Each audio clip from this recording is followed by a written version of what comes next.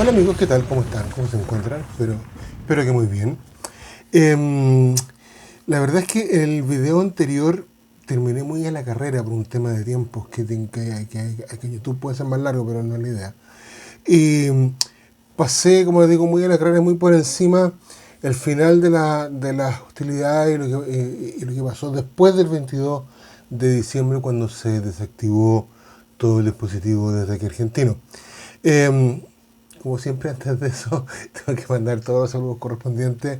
Tengo que instar lo que tengan los deditos para arriba, a que se suscriban y que, por supuesto, se hagan socios del sistema Patreon, donde ayudan a este canal a tener algún tipo de financiamiento.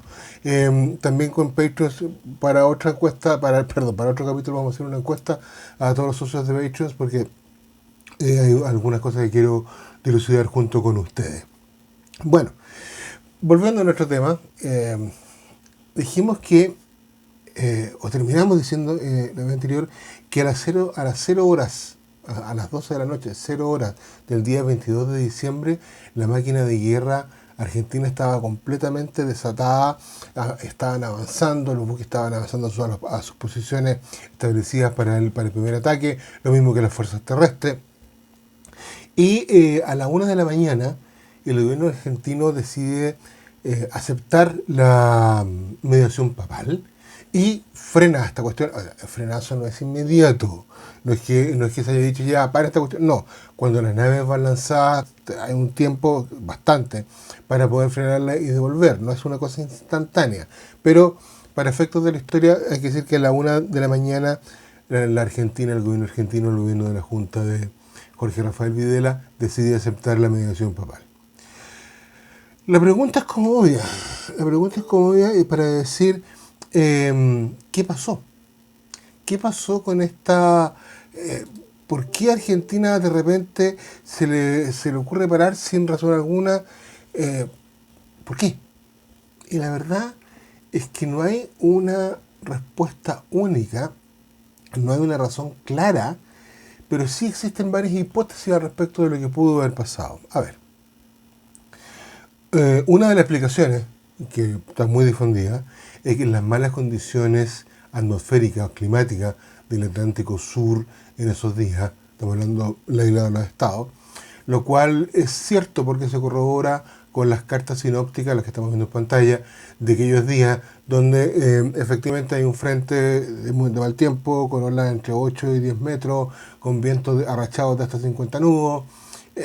Por tanto, no era la condición óptima para operar una fuerza de desembarque. Y también dijimos que los infantes de marina argentinos que estaban asignados en los buques de transporte llevaban 20 días navegando en una suerte de norte-sur, un rumbo norte-sur, donde estaban expuestos a estos climas, donde estaban expuestos a estas olas y por supuesto a esta marejada. Y por supuesto los hombres se marearon, por muy infantes de marina que sea, todos somos seres humanos y nos mareamos, y eso provocó una mala habitabilidad dentro de los buques, una merma psicológica y por supuesto una merma física, siempre que andamos con cosas. Bueno, también tenemos que el portaaviones 25 de mayo, que por razones obvias no puede operar con ese tiempo, porque es obvio, ¿no es cierto? ¿Para qué lo vamos a explicar? Tenía un problema de diseño. ¿Ya? Ese portaaviones tenía solamente una catapulta, a prueba, por supuesto, que podía lanzar un avión Douglas Skyhawk A4 más o menos cada 2 minutos. ¿Ya? Entonces se lanzaba un avión y entre que se ponía el otro avión se levantaban los difusores y se volvía a lanzar, eran más o menos entre 1 minuto 40 o a 2 minutos, dependiendo de la condición de la mar. Y por la otra punta, y más importante, era que esa catapulta no era capaz de lanzar el avión con su máximo peso de despegue. ¿Ya? Entonces, no tenía la potencia necesaria para sacar todo el peso de una vez en tan corto trecho. Entonces, los pilotos argentinos o el ala embarcada argentina tenían que elegir entre llevar o combustible o armamento, o una combinación de ambos, lo que normalmente sucedía, pero al llevar más armamento disminuye la capacidad de combustible, por tanto tu radio de acción, o al llevar más combustible disminuye tu capacidad de ataque. Era una ecuación bastante compleja que tenían que estar permanentemente resolviendo. Ahora bien, la guerra no era solo marítima, la guerra era básicamente terrestre. Y hay que recordar que las guerras se ganan en tierra, no se ganan en el mar ni en el aire. O sea, la guerra se gana cuando tu enemigo pierde la voluntad de combatir. Eso es lo que es Sun Tzu y es vigente hasta el día. Bueno, cierro paréntesis. El ejército argentino tenía un problema de confiabilidad con el tanque Sherman repotenciado. Según el historiador argentino, tenía un problema con la transmisión del motor hacia los ejes hacia las ruedas motrices, digamos, y tenía problemas eléctricos. Entonces no eran tanques confiables como para mandarlos sin tener que llevar atrás un gran tren logístico de mecánicos, repuestos y todo lo que eso implica, ¿ya?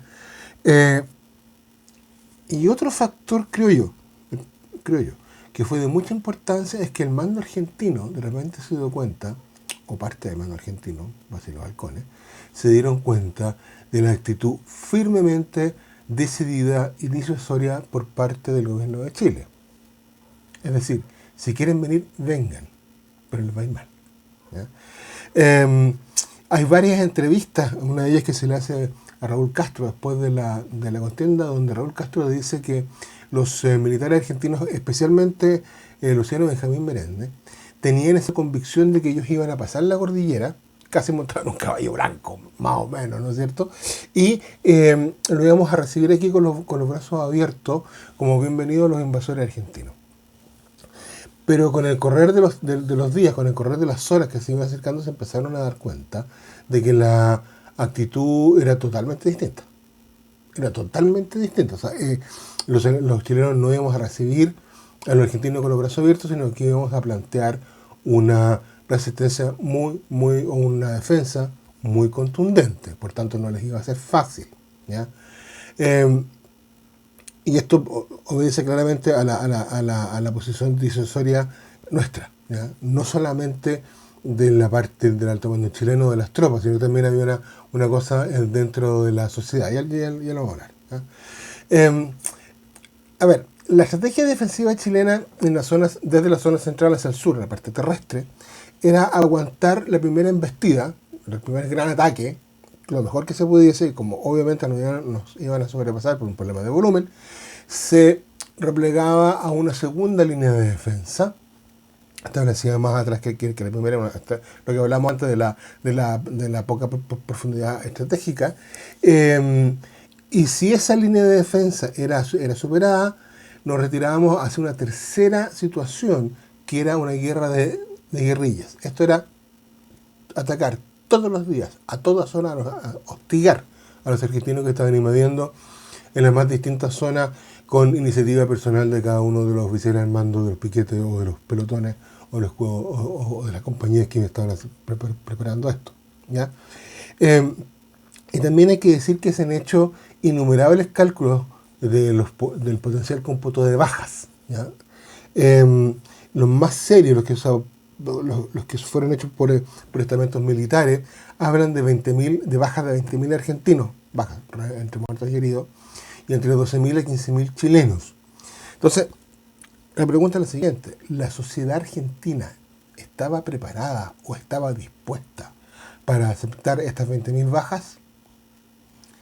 Buena pregunta, porque si no estaban dispuestos, inmediatamente esto se les vuelve en contra del mando argentino. Bueno, también está el factor Estados Unidos, ya que Estados Unidos le había hecho ver al gobierno de Jorge Rafael Videla, vía el embajador Raúl Castro, que si Argentina tocaba una roca de las islas en el sur del Beagle, Estados Unidos iba a considerar a Argentina como la ofensora, ¿no es cierto?, como la agresora, e iba a prestar toda la ayuda de Estados Unidos y sus aliados a Chile. Entonces, ya la balanza de poder quizás en un principio estaba muy hacia el lado argentino, pero con el gran Estados Unidos, contigo Sam atrás, y la OTAN, la balanza de poder se da vuelta completamente. Ahora, personalmente pienso que esto es una suma de factores. todo coincidió, todo se fue sumando para que, estamos hablando del mal clima, para la parte naval, sin ataque naval quedaban cojos para el ataque terrestre, el problema de la fiabilidad de algunos tanques argentinos, la cantidad de bajas que tenían que considerar no es menor, y la, voy a poner entre comillas, inesperada resistencia chilena. Y si todo eso tú le sumas la amenaza de Estados Unidos, se te cae bastante tu plan de ataque inicial o tu idea de ataque inicial. Por tanto, la oferta de mediación papal cayó como anillo al dedo. Recuerden que el 12 de diciembre, cuando el Papa manda la carta, Argentina la rechaza. Y el día 22, o sea, 10 días después, Argentina la acepta.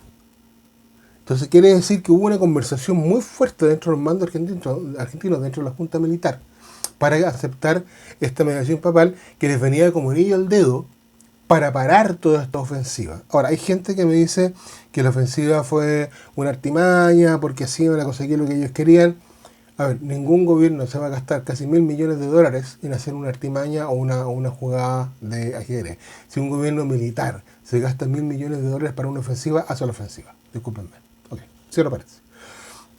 Ahora bien, si esa mediación papal cayó como anillo al dedo y frenamos las acciones, también tenemos que ver qué pasaba con nuestro propio frente interno, qué pasaba dentro de Chile. En retrospectiva, les voy a confesar algo, yo fui parte de eso, así que estoy hablando, ahora sí que estoy hablando de lo que yo vi y escuché y leí en su minuto.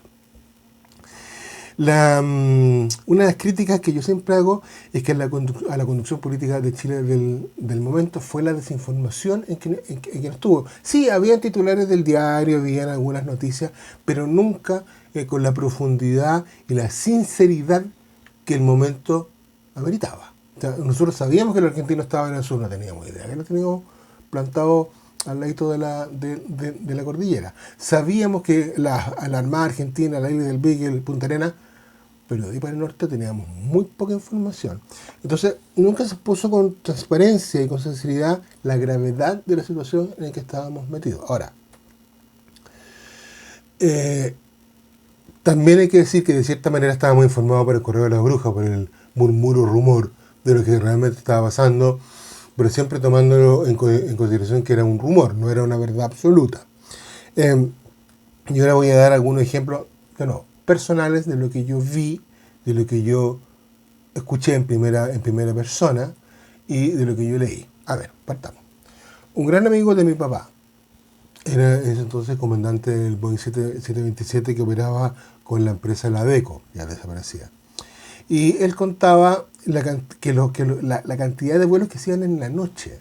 Tanto LAN Chile como Ladeco en la noche se subían una cantidad enorme de soldados y partían ellos hacia el sur, hacia Punta Arenas, para dejarlo allá como transporte. Algunos de estos aviones iban incluso sin asientos, porque así que había más gente. Pero también contaba que en los vuelos comerciales, los vuelos de día, los vuelos normales hacia Punta Arenas, cuando el avión empezaba el descenso hacia el aeropuerto de Chabunco, se bajaban las cortinitas que tienen la ventanita de los aviones, se bajaban para que el pasajero no pudiese mirar para afuera y se mantenían en esa situación hasta que el avión despegaba y se alejaba al menos 15 a 20 minutos del aeropuerto. Entonces se prohibía a los turistas, digamos, a los pasajeros que viesen lo que estaba pasando en el aeropuerto. Se mantuvo una cierta seguridad, si ustedes quieren. También tengo que decir que en aquellos años era un Nobel, un joven piloto de la aviación civil, y muchas veces me tocó volar, no muchas veces, siempre, me tocó volar sobre Santiago, en ride que hacíamos entre Tobalaba, el aeródromo de Las Condes y Cerrillo, que era donde nos movíamos normalmente. Y a partir de la primavera del año 78, más o menos, empezamos a ver cruces rojas pintadas en los techos de los hospitales. Asistencia pública, entonces, el hospital militar que estaba en Providencia, también en las clínicas privadas, Clínica Santa María, Clínica Alemana, que estaba un poco más arriba, en el Barros Luco. En todas partes empezamos a ver, en todos los hospitales, en los centros de salud, empezamos a ver estas cruces pintadas en los techos con la clara intención de demostrarle a un posible atacante de que había gente que estaba enferma, que no era una base militar. También vi en el aeropuerto de Los Cerrillos puestos antiaéreos, dos en el cabezal norte y dos en el cabezal sur. O sea, había una defensa clara de lo que había. Y aviones viejos estacionados ordenadamente fuera de la losa normal para engañar visualmente a un posible ataque. Recordemos que los ataques van a una velocidad muy alta, por tanto para pilotos tiene que ir muy rápido. Y si le ponen señuelos lejos de las partes importantes se puede confundir. No siempre funciona, pero se puede confundir. Supongo que lo mismo se hizo en el aeropuerto Pudahuel y en otras bases de la Fuerza Aérea. Bueno, volviendo a Cerrillo, porque es un tema que es re interesante. Si ustedes se fijan, los más viejos, cuando la avenida Pedro Aguirre Cerda no tenía el bandejón central, el ancho de esa avenida es enorme, son 40 metros. ¿Ya? Es enorme. Y si ustedes venían desde el centro de Santiago, veníamos por las calles más o menos antiguas y de repente esta cosa se abría, más o menos frente al cabezal norte de la pista de Cerrillo, se abría y partían estos 40 metros de ancho por casi 2,5 kilómetros de largo. Bueno, eso fue hecho así exprofeso, porque en caso de una guerra y que Santiago fuese atacado, los aviones que estaban en el grupo 10 y en la base aérea se movían hacia la avenida Pedro Aguirre Cerda y se usaba esa zona como pista de despegue y de aterrizaje, dejando al aeropuerto como señuelo. Mismo caso ocurre con el Tepual en Puerto Montt. La recta desde el cruce del camino de Puerto Montt hacia el aeropuerto es de más de 2 kilómetros de largo.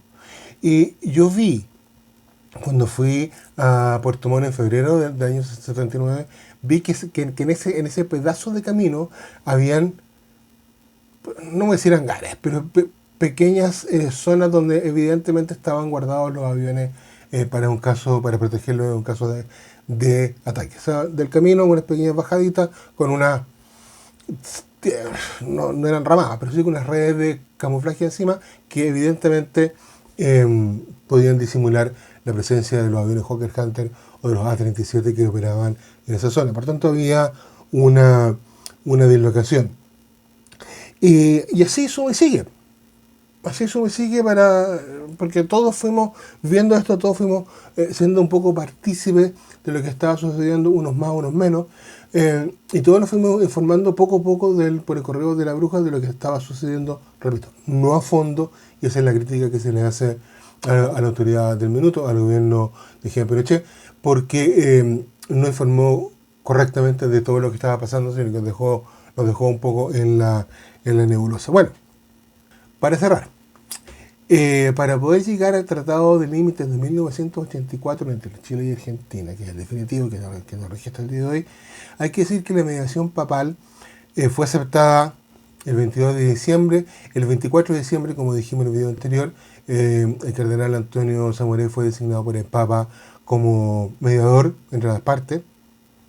Y el día 8 de enero de 1979, solo 17 días después de la posible guerra, se firmó en Montevideo una nota entre el Vaticano, Chile y Argentina, donde se aceptaba la mediación de la Santa Sede en este problema. Y las negociaciones partieron de nuevo. Pero esta vez no partían de cero. Esta vez la posición chilena era distinta.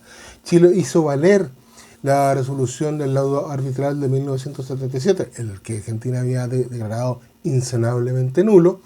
Y por su parte, Argentina exponía que las islas no eran materia de negociación. Pasaron los años, 2 para ser exacto, porque el 12 de diciembre, curiosamente, 12 de diciembre de 1980, el Papa Juan Pablo II dio a conocer el resultado del arbitraje y se le otorgaba las islas Picton, Nueva y Lennox a Chile, pero una línea oceánica que no era la continuidad de lo que se denomina el espacio de las 200 millas, sino que hizo una especie de vuelta hacia abajo bastante rara que estamos viendo ahora en el mapa, y que fue lo que el Papa propuso, que Chile rápidamente aceptó, porque no estábamos felices con eso, y fijaba además el Papa el día 8 de enero, curiosamente, otra fecha importante, de 1981, para que las partes ratificaran o respondiesen al acuerdo. como dijimos, Chile lo hizo rápidamente, pero Argentina no. Y el 25 de marzo precisó más aclaraciones. Ahora, en aquella oportunidad, el ya miembro de la Junta Militar Argentina, Leopoldo Fortunato Galtieri, dijo, ahora comillas, la propuesta vaticana, así como ha sido presentada, es inaceptable para la Argentina. Y luego dice, lesiona los justos, sagrados e históricos intereses de la República Argentina. O sea, volvemos a la temática de la guerra, de la violencia, qué sé yo. Bueno, el tiempo pasó, la Junta Militar Argentina cayó, después de la guerra de las Malvinas, se hizo una elección democrática, elegido como presidente Raúl Alfonsín, y el 29 de noviembre de 1984, en la Ciudad del Vaticano, se firmó el acuerdo definitivo de límites, paz y amistad entre Chile y Argentina, el que nos rige hasta el día de hoy. Amigos míos, con esto terminamos con el conflicto del Beagle. Vamos a seguir con la guerra de las Falklands o la guerra de las Malvinas, como ustedes quieran ponerle, porque la frase de Galtieri, la propuesta vaticana, así como ha sido presentada, es inaceptable para Argentina, lesiona los justos, sagrados e históricos intereses de la República Argentina, toma inusual preponderancia. Así que eso, deditos para arriba, suscribirse, que estén muy bien, nos vemos, chao, chao, cuídense mucho.